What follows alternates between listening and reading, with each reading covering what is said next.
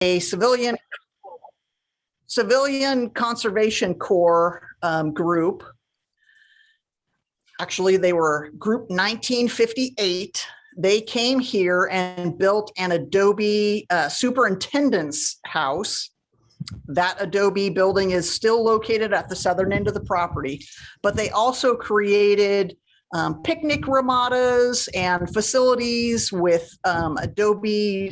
I haven't seen actual either blueprints or photos of what the picnic facilities look like. But they also put in 2 swimming lakes because, of course, in the early 1930s, there was no air conditioning in this area, really. And so people would go swimming to cool off, very similar to the Hart Park Plunge or the old plunge that was off of Bell Terrace for people to cool off when it's 1,000,000 degrees in the valley in the summer. And so I guess in the 1950s, when they built the Lake Isabella Dam, the Buena Vista Slough, which went from Kern Lake to Buena Vista Lake, and then up to Tulare Lake. So we're in the section that goes from Buena Vista Lake to Tulare Lake. It went through the southern portion of our park. However, when they built the dam for flood control, the water stopped flowing through that area of the park. And so at that point, they decided to move the day use area to the northern portion. So let me just show you. You see behind me, this is one of the watering holes or ponds that was created for the elk. They like to swim. They like to wallow in the mud. They like to cool off just like we do. And what you see are tule reeds behind me, this green, and some of it's drying out a little bit because of the drought. And it is an excellent area if you like bird watching, not right at this time of year, but I just noticed this morning when I was walking to my office that there was actually quite a few birds. They like to go in this area, both tricolored blackbirds or the red and white striped blackbirds. They like to, there'll be hundreds of them behind me. It's amazing. We also have birds of prey, so we get a lot of owls. We have great horned owls, burrowing owls on the southern end of the property. So anytime I go down to that area down by close to the old superintendent's house, I see a couple of burrowing owls. But a real wide variety. I just saw a black phoebe bird this morning. We have loggerhead shrikes, which they like to catch lizards and stick them on fences and come back and eat them later. So, there's a real wide variety of animals here. We saw a badger in the day use area about 6 months ago or so. There are coyotes. I just saw one yesterday going over to get a drink. We also have another pond. Further, we call it mid ponds. It's about midway between that southern end of the property and the northern end for the elk to drink and wallow. And so because there are these water sources, we get a lot of animals going through this area. So let me go back in time then to talk a little bit more about the Tule elk. Actually, let me show you the day use area real quick here. So the drought has kind of hit us pretty hard. As you can see, we're trying not to water too much, but there are these great picnic facilities that you see right there behind me. Yep, I see them. Parking. We've got restrooms right there. And we're looking at making some additional improvements to the park as far as interpretation goes and things like that. But this would be a great place for, a nice picnic. At Easter this last year, we were really busy because the weather is so beautiful at that time of year. Trying not to make you guys sick by moving the camera too fast. So anyway, let's go back in time. Prior to 1849, there were about 500,000 Tule elk within California. They are endemic to California, meaning that they're only found here. They are the smallest of the 3 elk. And actually, I'm going to share my screen real quick here and do the first slide. Let's see here. Oop. There we we go. So these are the 3 elk that are found in California. The Roosevelt elk are the largest. The Rocky Mountain elk are next in size. They're the medium elk. And then the Thule elk are the smallest. And so very similar to the California grizzly, the Thule elk were nearly hunted to extinction as a result of the gold rush. So you get about 300,000 people moving to California in a very short time. And how do you feed all those people? Well, by hunting, along with other means. So one of the early migrants to this area as a result of the gold rush was a man named, let me get his name right. I don't think any of you will recognize his real name. Heinrich Alfred Kreiser. Anybody recognize that name? Anybody recognize the name Henry Miller? Oh, well, Henry Miller was a German butcher. He came out to California during the gold rush, and he and his partner, Charles Lux, they were up in the Bay Area, and they decided to purchase a lot of farmland to grow cattle to supply their butcher business. And they got into a little bit of a scuffle over water with James Ben Ali Hagan and Lloyd Tevis. Hence, the 1880 water wars began, or 1870s even. And so Henry Miller actually owned the property that we're currently on. And as we go on the auto safari on the 4th Saturday of the month, at the southern end of the property, there's a canal that Henry Miller had built with a wood bridge that goes over that. So anyway, going back to, say, the date right, I believe it was, 1854, the first legislation is passed by the California State Legislature limiting the hunting of Thule elk. And by 1874, they were thought to be extinct. Well, Henry Miller put the word out to his ranch hands to keep an eye out for elk, and sure enough, they found some in this area. And there were, because of the Buena Vista Slough, there were large areas, marshy areas with these Thules that you see behind me. And so it was easy for the elk to hide, but they did find, and there's kind of this lore that they only found 2 at that time, which is a little hard for me to believe that there were only 2. It's more like a sort of an Adam and Eve story, but there were certainly less than a couple of dozen elk that were found. And Henry Miller decided that he wanted to protect them, put them on his ranch. And the herd grew, thank goodness. So they were saved from extinction, unlike the California grizzly, which was, obviously it graces our state flag. The flies get me. But it is extinct.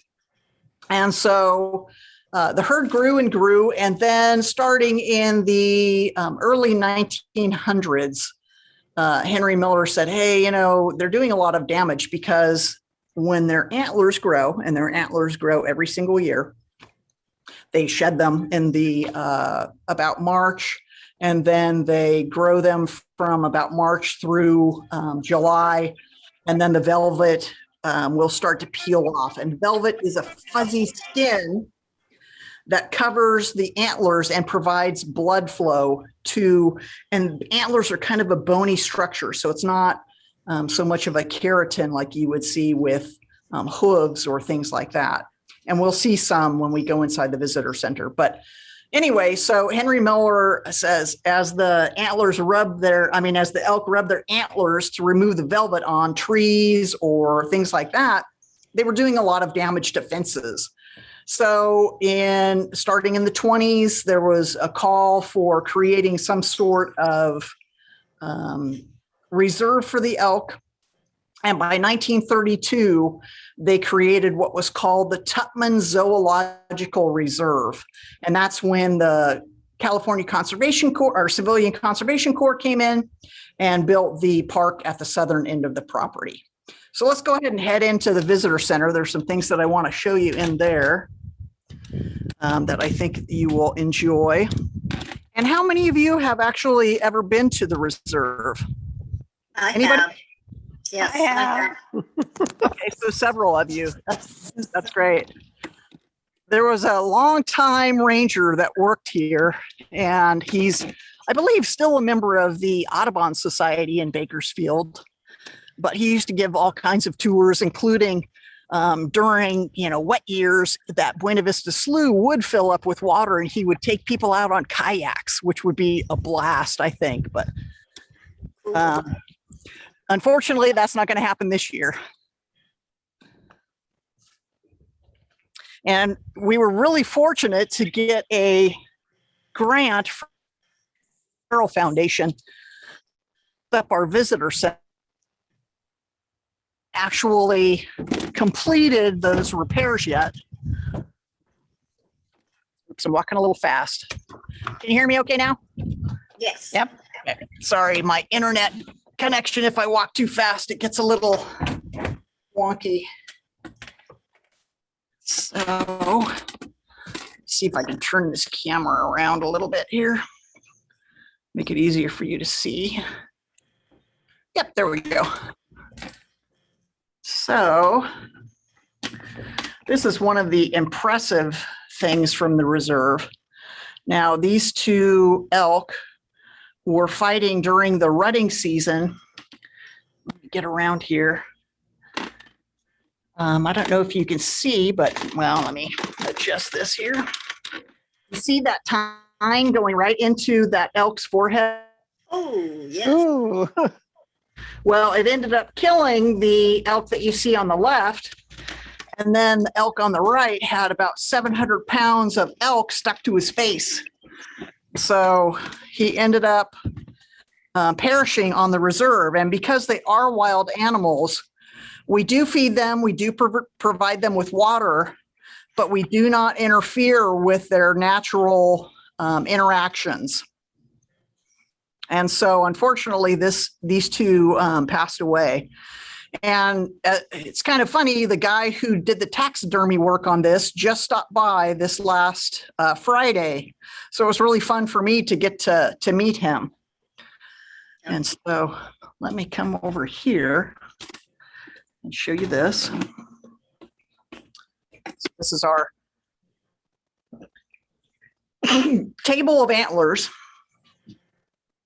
So initially when, let me switch this back around here.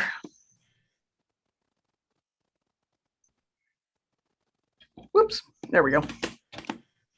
So when an antler first forms on an elk, a calf, it's called a spike. So he just gets the one on his head there. Mhm. And so as they grow, they get more tines. So here's an example of one that's a little bit older. And you can see the really fuzzy velvet on the antler. Now this one had not lost all of its velvet yet. And you can see where it's starting to lose some of it here. Oh, yeah. Here's a little bit better version of this, the antler underneath, and you can see kind of the bony structure of the interior here. And then this is the skin-like material, it's blood flow while it's growing. Antlers, they can grow up to 1.5 inches in a single day. So they're one of the fastest growing materials out of all of the bony structures that mammals have. So anyway, Henry Miller did save the elk from being extinct, and I have a couple of forms here. One second.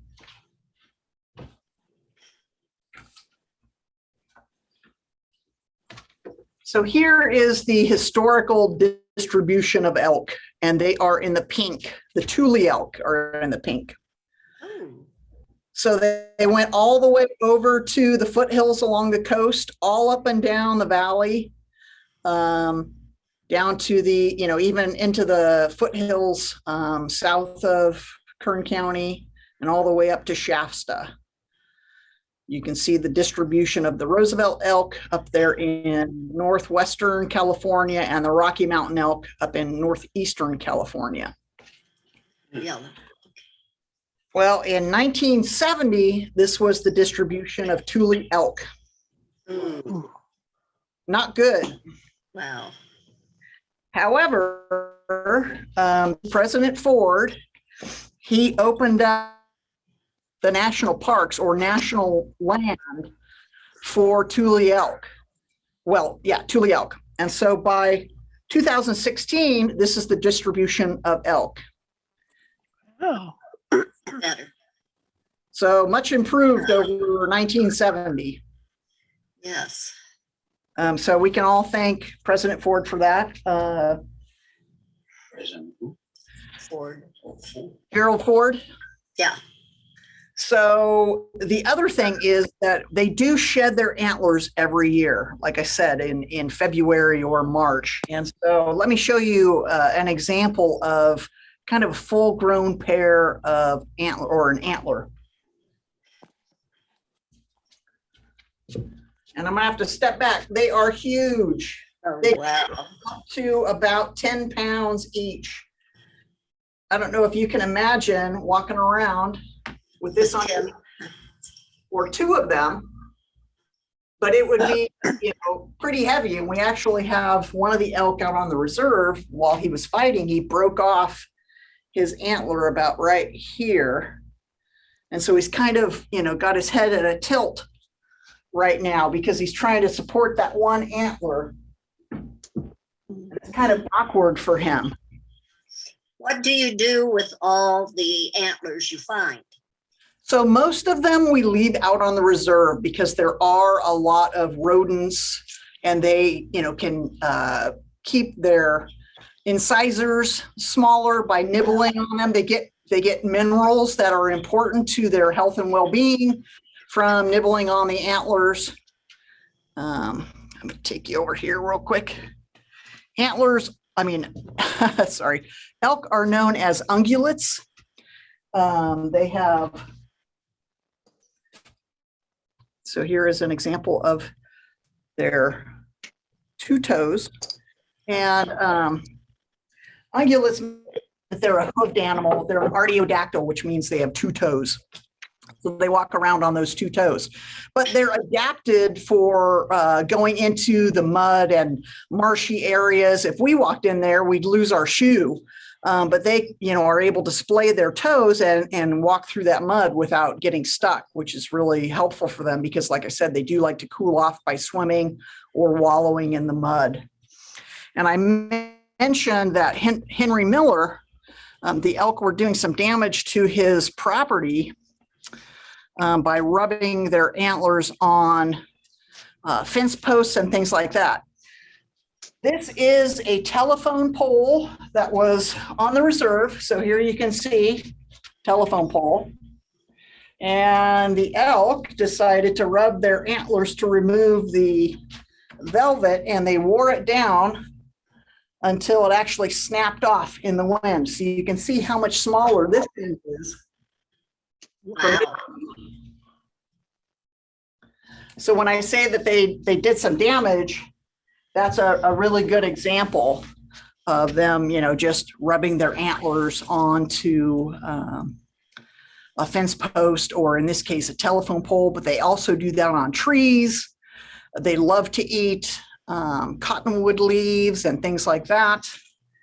And I'm going to turn this around again and show you a few other things here before we look at some more slides. So here we have the elk. When they are born, the calves, they have a spotted coat and they have no scent.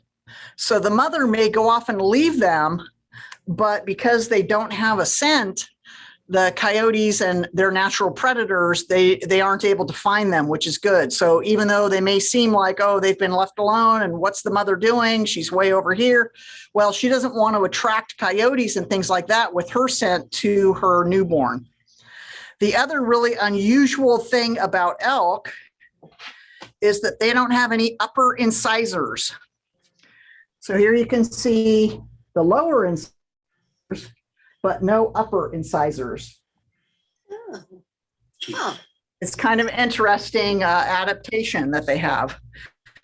The other thing that's pretty interesting is here is their spine, and you can see how much bigger the vertebrae are in their neck. And that's because of all of the muscle attachments that hold their head and those heavy antlers. And when they are sparring and scuffling during the rutting season, they need to be able to, one, they toss their head around, throwing their antlers. And here is a full rack here. It's upside down. Let me go turn this over so you can see how large these are. And they are pretty heavy, but they, will sway their head back and forth, and they have to have those heavy muscular attachments to be able to maneuver these antlers. Those are huge. So let me show you. I'm going to turn this back around here. Whoops. My fingers are too big. Oh, I did it again. I'm trying to get it turned around. Maybe I should just forget turning it around.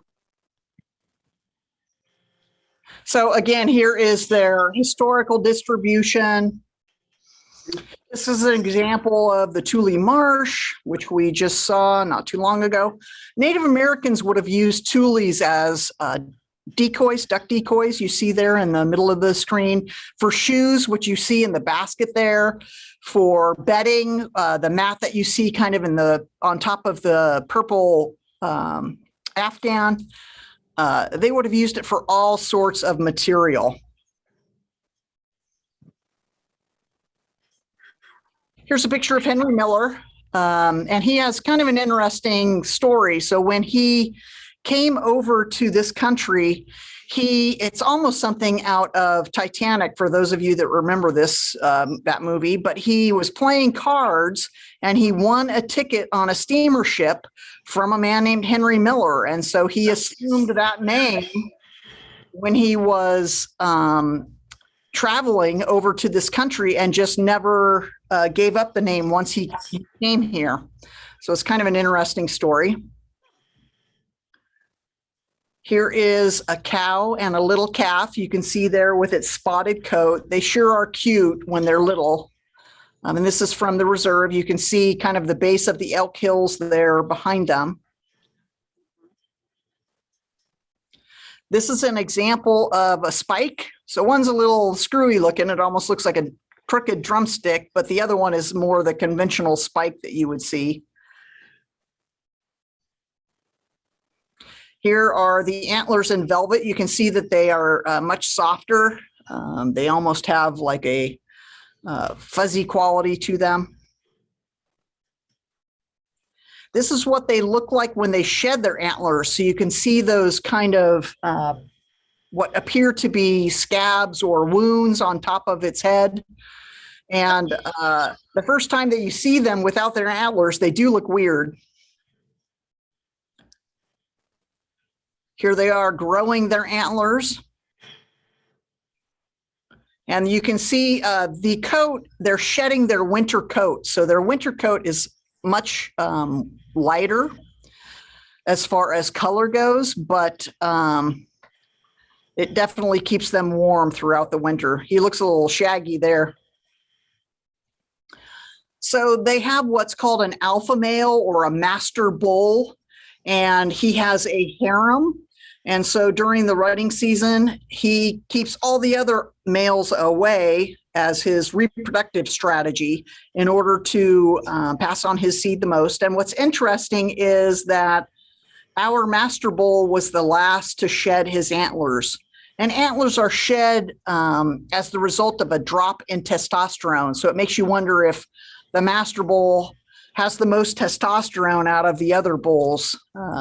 But boy, when the rutting season started this year, he was chasing everyone around a few weeks ago. And it was pretty interesting to see him trying to run between the females and the bachelor males.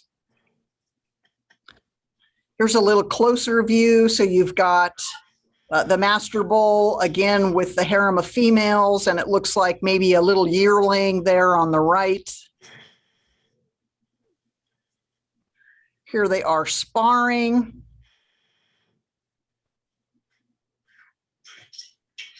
And I'm going to try and show you this video. Hopefully it will work. They love to do all sorts of little displays.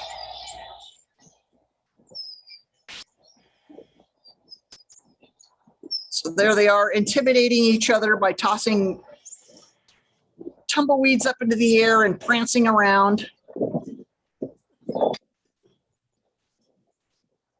That's cute. And those are the elk hills that you see there in the background. So Buena Vista Lake would be just on the other side of those hills. Oops. Here is another video. This is the master bull. And one of the females and her calf, which was maybe 6 months or 8 months old at that point. She's now almost 2 years old. And there's a new calf on the property. So, and then there was a bugle right at the beginning, but it's kind of hard to see. So I'm going to play this for you, and you can hear they really make a funny sound when they bugle.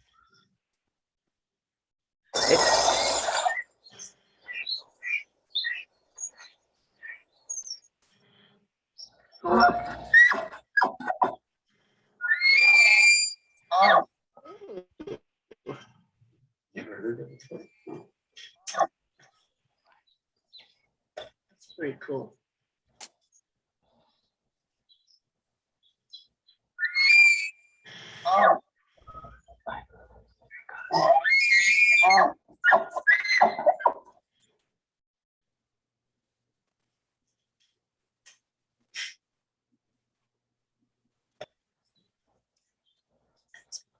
That is cool.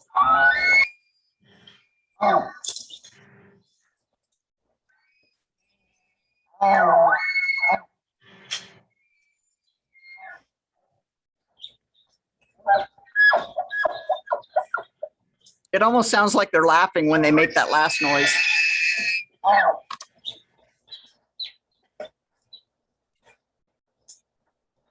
I make that sound with Flex gas line.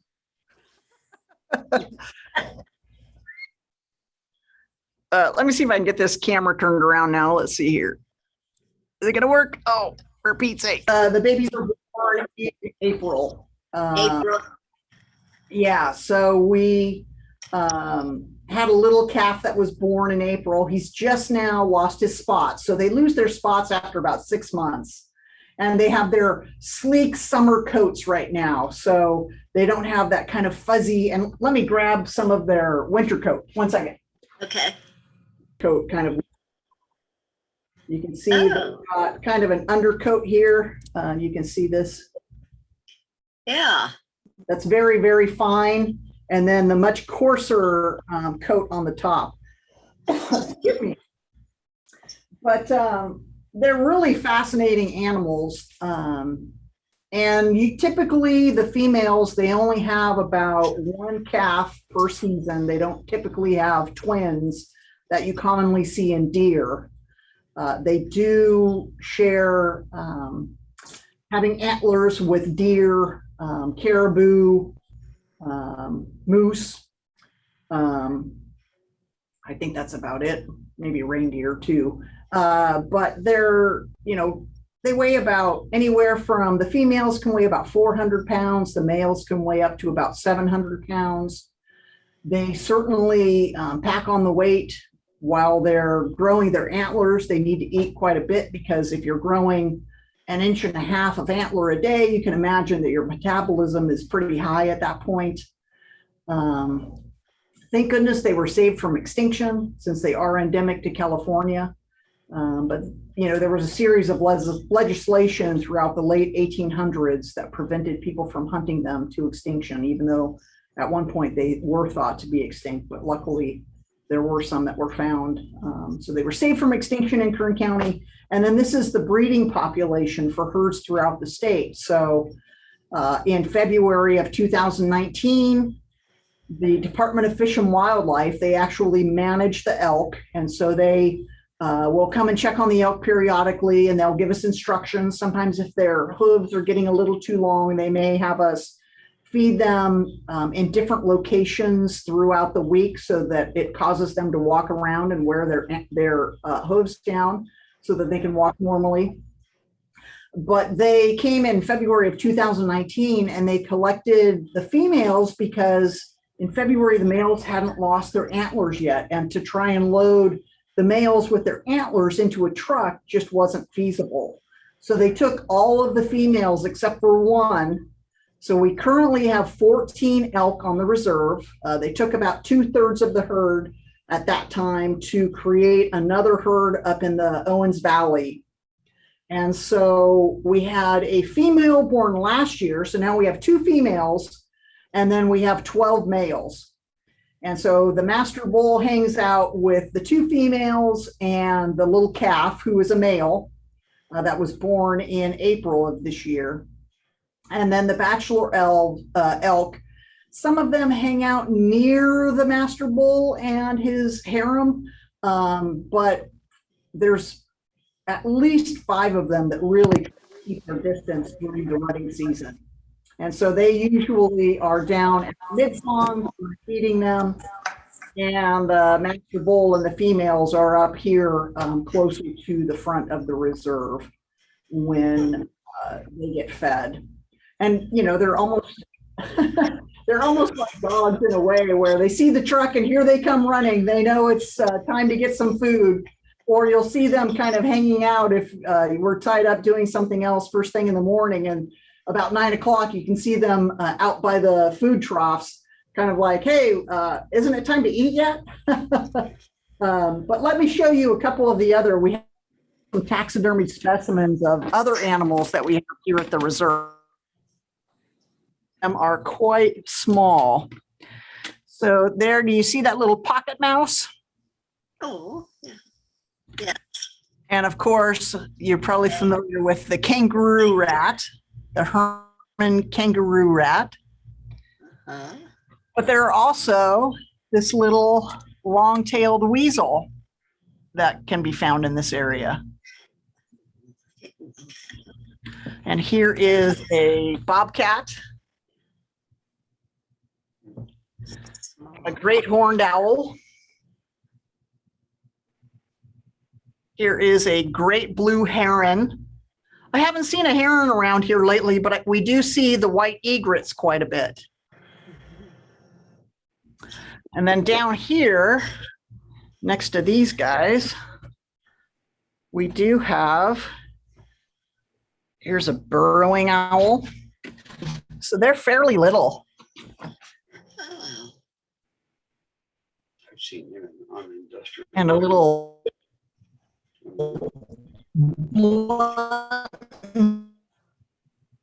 and of course the what? No. kit fox.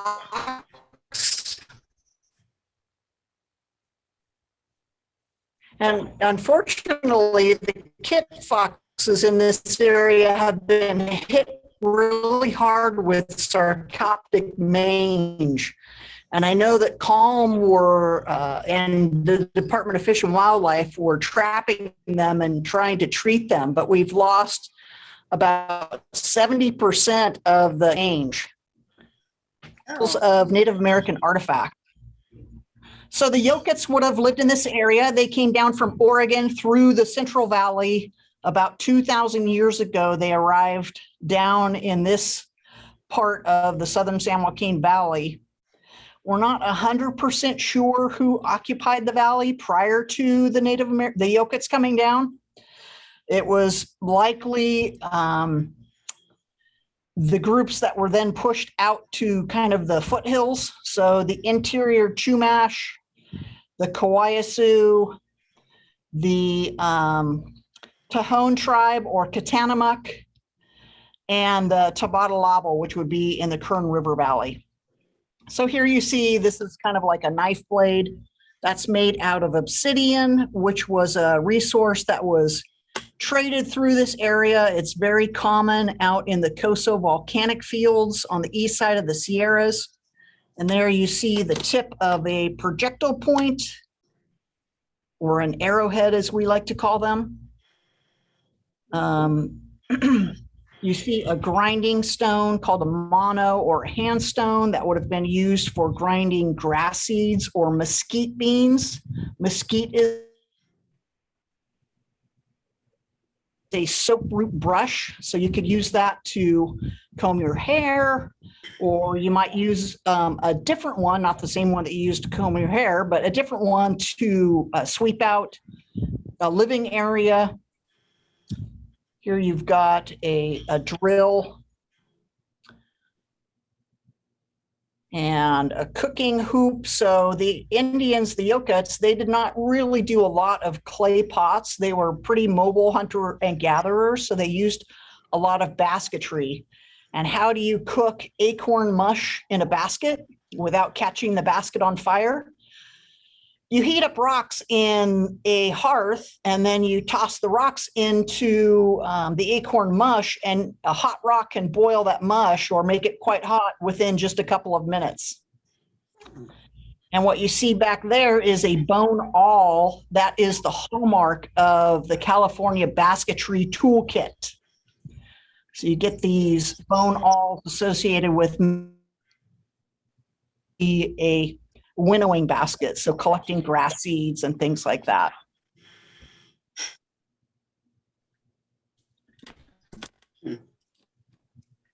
So let me not show you the ceiling there. So did anyone have any questions related to the reserve or the elk themselves? Oh, Lori? Yeah. Lori, hi, this is Stan Jones. Hi, How you Stan. doing? Good. How are you doing? You were talking about thinning the population, sending a portion of the population to the Owens Valley. How Yes. come they only left you with 2 females if they only give 1 calf a year?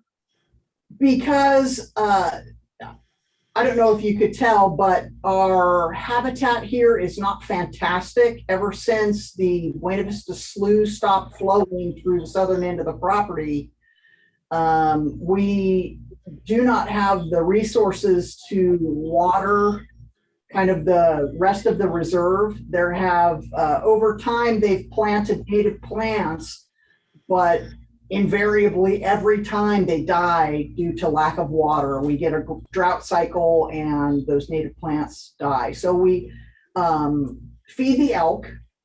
And so periodically, the Department of Fish and Wildlife has determined that really our habitat can only support about 35 or 40 elk at a time. And so we basically, they'll let the population slowly grow to that level, and then they'll come in and take about 2/3 of that herd to create a new herd somewhere else. Mm-hmm. But it really is pretty stressful for the elk to be transported. And as I said, you've got a huge rack of antlers. It's hard for you to get into the truck. Now, does that mean that they couldn't come at a later time of year? Well, that they absolutely could. However, the elk, they were putting wet burlap sacks on their bodies to, when they tranquilized them, they gave them an overall health check, and then they kept cooling them. They put these wet burlap sacks on them, and they also were watering burlap sacks down to keep them cool while they were tranquilized, because they're not completely asleep. And, you know, you can imagine having a team of people come up to you and check your health out and all of that when you're a wild animal. That can be really stressful. Yeah. So that's in part why they try to minimize the times that they actually move the herd. But You don't just pile them into a cattle car and right.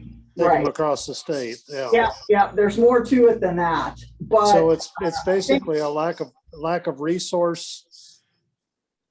and because of the drought, the groundwater, we do have a well that we use for potable water as well as irrigation.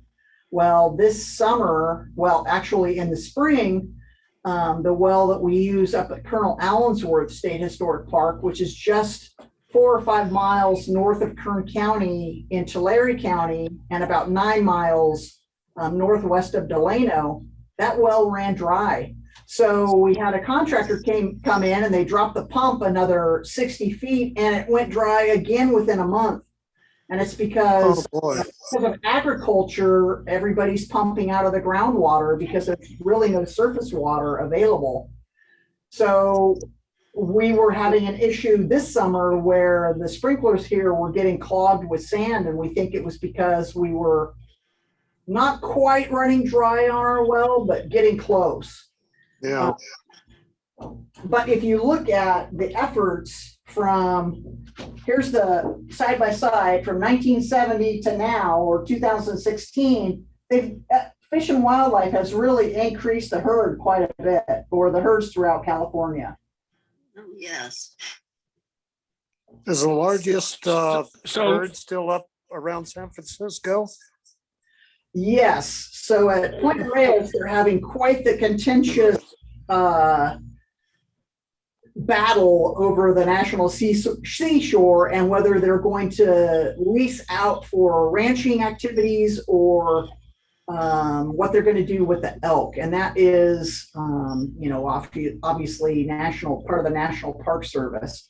But there's a huge herd right down at Wind Wolves Preserve as well. They have several hundred Thule elk. Really?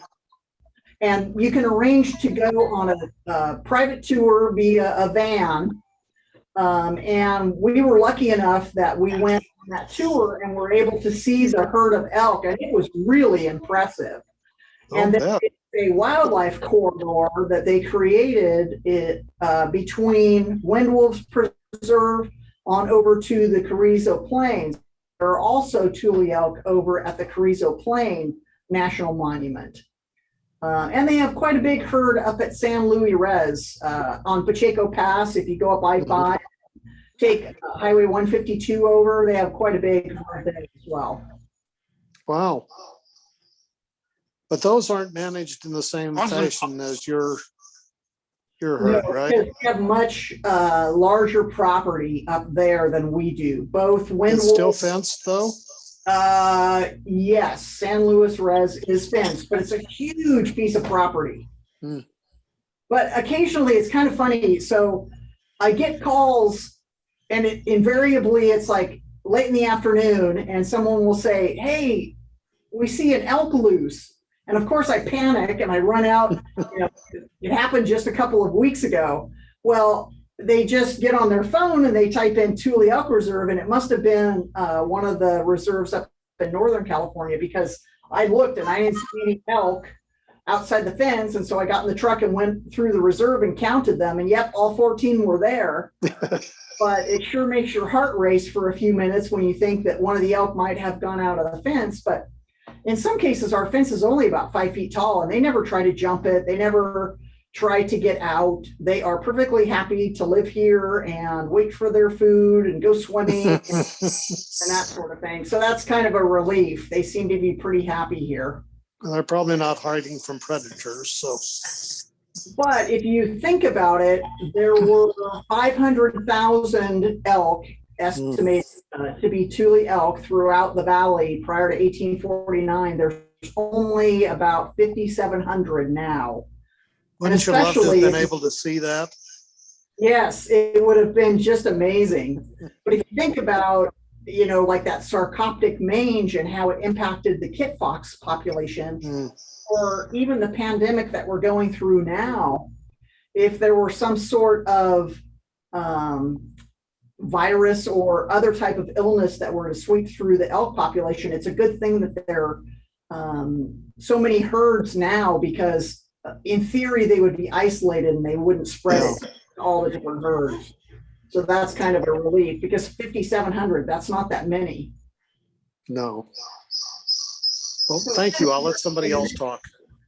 For this preserve, I like to say that humans have the power to destroy and the power to preserve. So you get, this overhunting during the gold rush, but then you get men like Henry Miller and his ranch hands that were able to round up the remaining elk and to have them come back at least from the brink of extinction.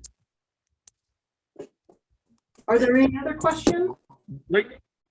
Great program, Laurie. I did have a couple of questions. Okay, shoot. Hi. One of the questions was, I noticed in all of your diagrams that over in East Kern County, there's that preserve over there, even way back. Where is that? There was the purple where you had the Thule elk over in the high desert. I am not sure where that one is. So this is for going back to 1970. This would be Tejon Ranch. Here's our reserve. Let me just look at this one.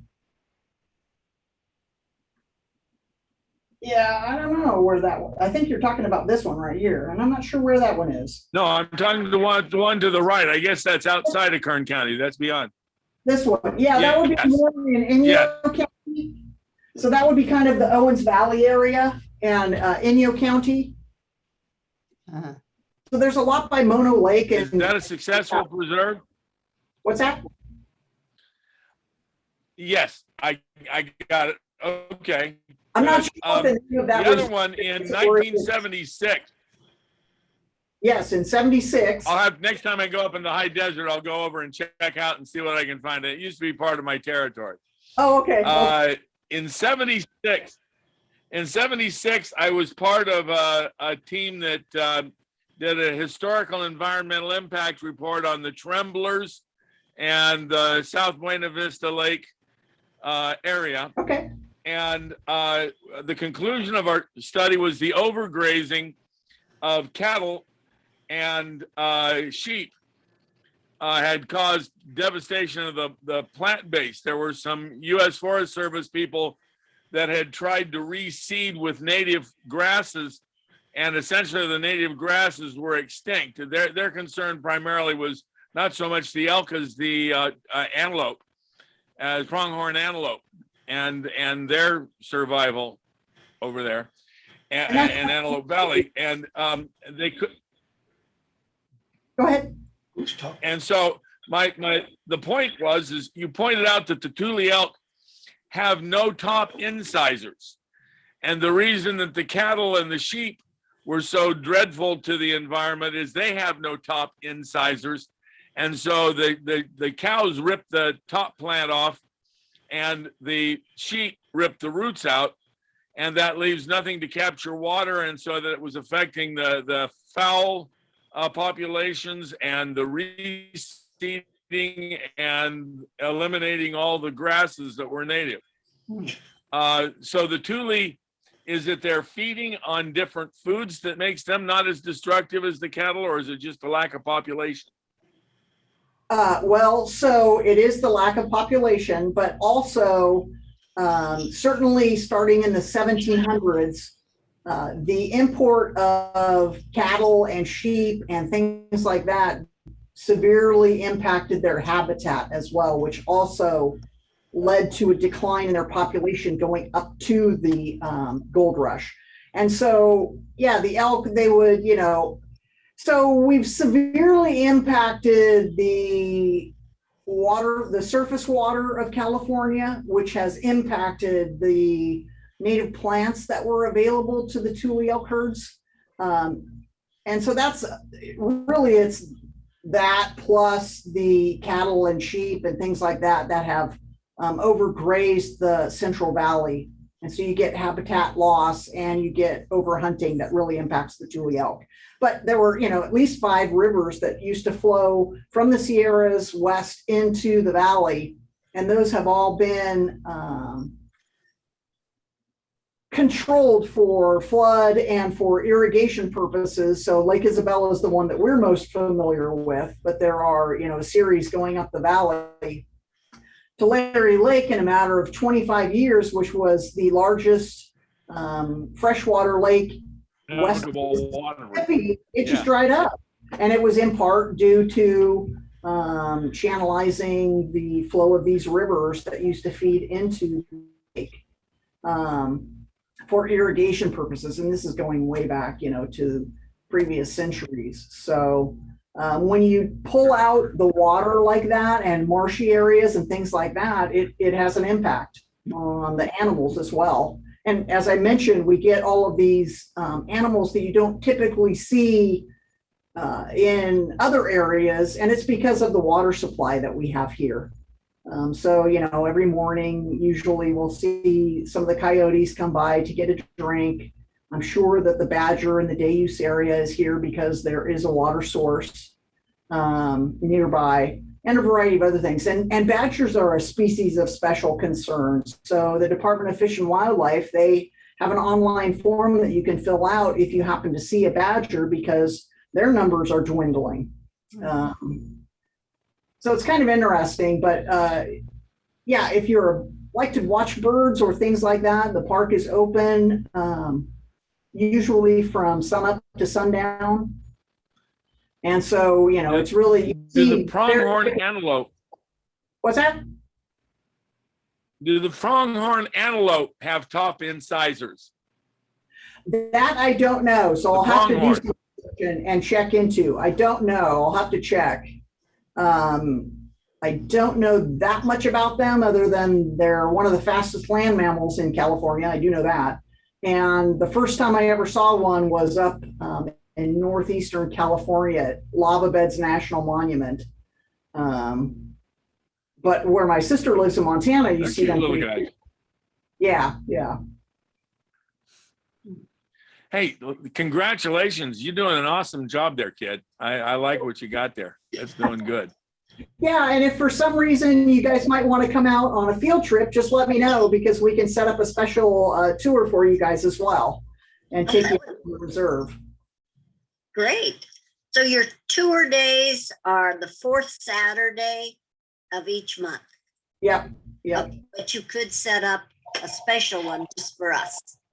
absolutely. So All right, great. Thank you. College is coming out next week for a special tour, so we'd be happy to set up a special tour. Great. Thank you But so I much. think Thank you. Want to come up with a car and everything, then you can go out and maybe pick up some down here. At your, Wonderful job. there's several places here, McDonald's, Mouth, and pick something, some French for me or something. So All right. Thank you so much, Laura. Thank you. Have a nice day, everybody. Especially the tour. short notice. You We too. appreciate it. No problem, no problem. Take it Thanks. easy. Have a nice day. Bye-bye. Bye-bye.